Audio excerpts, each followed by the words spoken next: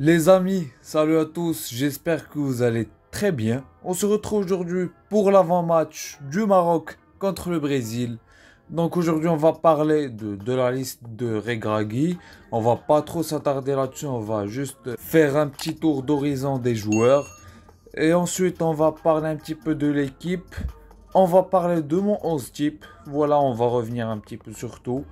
Donc, pour commencer, je vous affiche la liste des convoqués de Regragui pour les deux matchs, pour le match contre le Brésil et le deuxième contre le Pérou. Voilà, on va pas trop s'attarder là-dessus.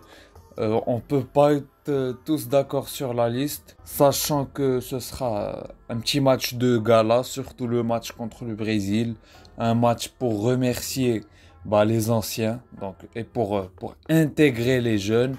Et on a vu quelques jeunes, beaucoup de jeunes plutôt convoqués par Regragui. Ça fait vraiment du bien. On a vu beaucoup de jeunes aussi convoqués par le coach. Je suis désolé les amis, je me rappelle même pas du nom du coach des E23, donc des E23 du Maroc. J'aime beaucoup cette politique adoptée par notre président Fawzi El Qja. Donc il essaie de caser les joueurs depuis les catégories de jeunes. Donc je suis totalement d'accord avec lui. Donc pour la liste, tous les joueurs qui étaient là au mondial sont là. En plus de certains jeunes comme Chadi Riyad, le jeune du Barça B. Je le connais très bien, moi, en tant que suiveur amateur du FC Barcelone. Le retour de Imran Louza qui était blessé. Bilal Khannous, encore une fois, est toujours dans la liste après le mondial. Bouchouari, le joueur de Saint-Étienne, lui aussi, je crois qu'il a 20-21 ans. Yacine Keshta, lui aussi, qui a été appelé, il joue au Havre. Je vais pas vous mentir, les gars, je connais pas son niveau, ni le niveau de Bouchouari, lui aussi. Je vais pas vous mentir, je suis pas trop leurs équipes respectives, donc voilà quoi. Néanmoins, les gars, c'est classique. Sabiri, Amrabat, Atiatalla, Leamer, Mazraoui, Seyss, Aguerd, Hakimi, bref, Bounou, El Qajoui, tout le monde est là, Ziyech, bref. Sofiane Bouffal qui a quitté la Liga et l'Europe pour aller jouer dans un championnat exotique et celui du Qatar, donc il joue là-bas.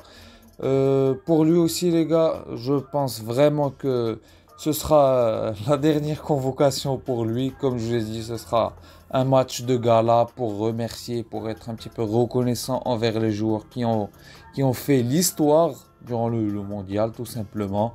Pour Saïs, Romain Saïs, lui aussi, je crois qu'il a perdu sa place de titulaire avec Beşiktaş en Turquie. Donc, en plus, il est vieillissant, les blessures, bref, vous connaissez.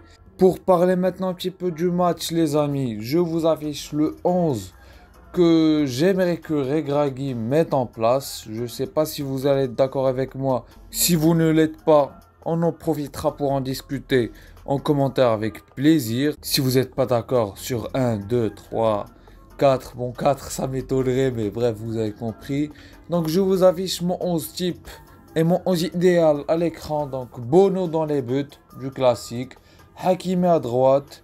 Achraf Hakimi, j'espère qu'il va se remettre directement dans le bain parce qu'actuellement c'est très compliqué à Paris avec les blessures. Paris, c'est très compliqué là-bas.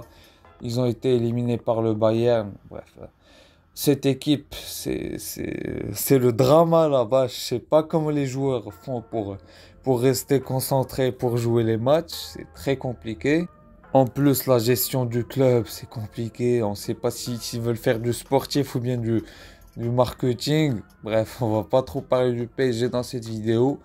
Et on continue donc avec la charnière centrale, Saïss Aguerd. La charnière incroyable du mondial qui nous a fait tous rêver. Donc voilà, ouais. Pourquoi pas voir pour le prochain match contre le Pérou Chadi Riyad. Bon, ça dépendra des choix de Regragui parce qu'aussi sur le banc et dans l'effectif, il y aura aussi le Abdelkabir Abkar, le défenseur de Alaves. Il y aura aussi Eliamer.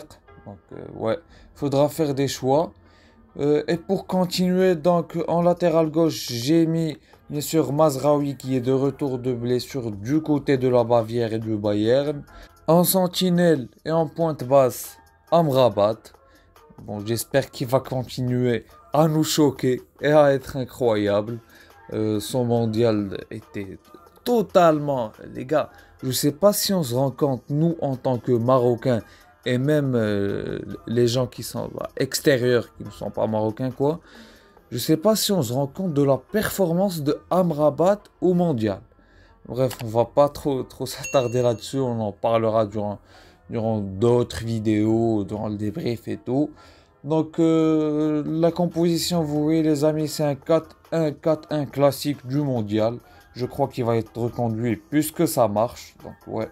Au milieu de terrain, j'ai fait un choix fort, entre guillemets, en mettant Louza à la place de Sabiri, puisque bien sûr, les amis, Amala, il est blessé, il n'est pas là.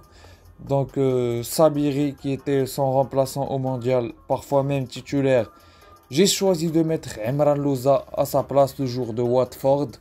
Je crois qu'il peut faire vraiment le taf. Il est vraiment très bon cette saison. J'ai vu, pour pas vous mentir les gars, deux matchs. Je crois que j'ai vu deux matchs de Emran Louza cette saison. Il a été vraiment bon. Et je crois qu'il a vraiment le niveau pour jouer. Bon, entre lui et Sabiri, ça va être à Regragui de choisir. Et je crois qu'il va mettre Sabiri. Donc voilà, Ounahi à côté de lui, classique. Ziyech sur l'aile droite, qui va bien sûr rentrer dans l'intérieur pour être en face du jeu et de déciler ses passes incroyables, ses transversales. De l'autre côté à gauche, j'ai choisi de mettre Abdé. Donc là aussi c'est un choix entre guillemets fort, mais je crois que Regragui va mettre Boufal, comme je vous ai dit tout à l'heure, pour essayer de remercier et d'être reconnaissant envers les joueurs qui ont été présents durant notre épopée durant le mondial. Et bien sûr, en attaque et en numéro 9, l'unique et le seul, l'incroyable En-Nesyri, Youssef En-Nesyri. Donc, je crois qu'il va être indiscutable. En plus, il est en train de sauver Séville de descendre en deuxième division espagnole. C'est extrêmement compliqué pour eux. Et En-Nesyri est la lumière dans ce bourbier andalou FC Séville. Donc, il est très bon, il enchaîne les buts. C'est ce qu'on espère pour lui et pour tous les joueurs marocains. Donc, voilà. Voilà les amis, c'est tout pour la vidéo. Dites-moi si vous n'êtes pas d'accord avec moi sur un truc. On en discutera avec plaisir. N'hésitez pas à vous abonner, à activer la petite cloche et à mettre un petit like. Ça soutient énormément la chaîne et ça donne beaucoup de force. Nous, on se retrouve pour le débrief du match du Maroc contre le Brésil. Et moi, je vous dis ciao, à plus et Dima Mghreb.